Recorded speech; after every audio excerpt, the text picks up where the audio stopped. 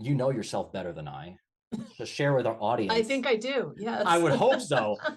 So some people Yeah, think like, well, you're what do you funny. like? You know me better. I'm like, no, I definitely don't. Like you've lived your life with yourself. Yeah. So Right. Abby, if you could share with our audience, who are you? Wow, that's heavy.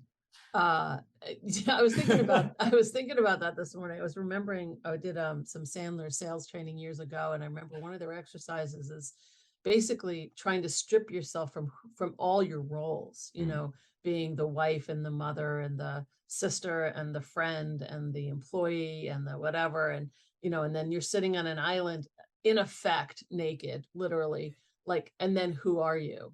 And it was just like I don't know why that came to mind today, except for us probably meeting today.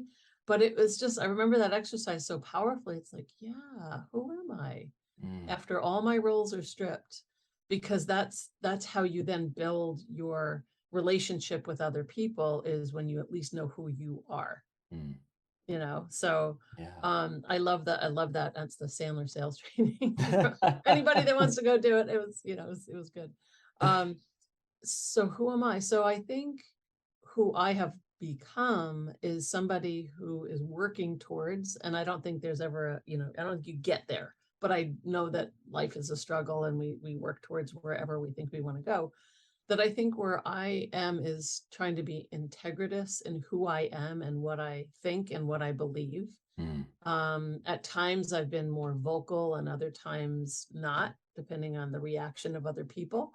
But I have found, I started out in my career, you know, well, as an entrepreneur in 1988 as a speed reading expert, because that's what I felt was so important for people to know, because it changed my life.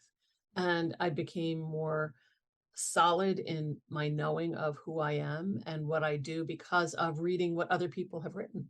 I mean, it's a beautiful thing that people write books and you learn from them. That's really the value, I think, of reading. And if you don't like to read, listen to podcasts, because you could, they didn't have them back in 1988, right? Yeah. So, but even still, audiobooks, you can get it that way. And so I just felt like it was like, not many people are doing this, and they're still not doing it, at least the way that I'm doing it. And so I kind of feel like, okay, I was on a right path right there. That was a great path. And then when 9/11 hit and all of a sudden I couldn't go out and travel and do the training that I was doing and whatever, it was just like, well, so what do I want to do with my life? You know, what would I be?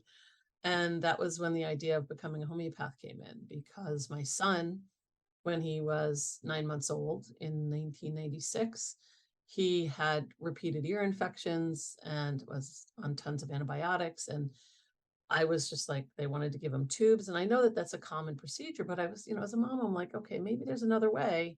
And through, you know, talking to people, and it ended up being my own mother who said, hey, have you gone to a homeopath? And I said, a what? A homeo what? So I didn't grow up with natural medicine. So that's why I'm surprised it was my mom. She got into it later in life. And she said, no, I don't even know what that is. She said, well, go find one and bring your son. And I did. And we talked about him. He was, you know, 18 months old at the time. He obviously wasn't very verbal. He couldn't describe his symptoms too well, but we could observe him and know his behaviors and his likes and dislikes and sleeping and stuff. And when we left, he got two little sugar pellets that we put in his mouth, and he sucked them down, and that was it. There was no other ear infection at that time. So when that happened, it was just, that's pretty interesting. And then one time, you know, maybe 6 months, a year later, he got sick with something else, brought him back. Same kind of thing happened, got some of these little pellets, and he got better.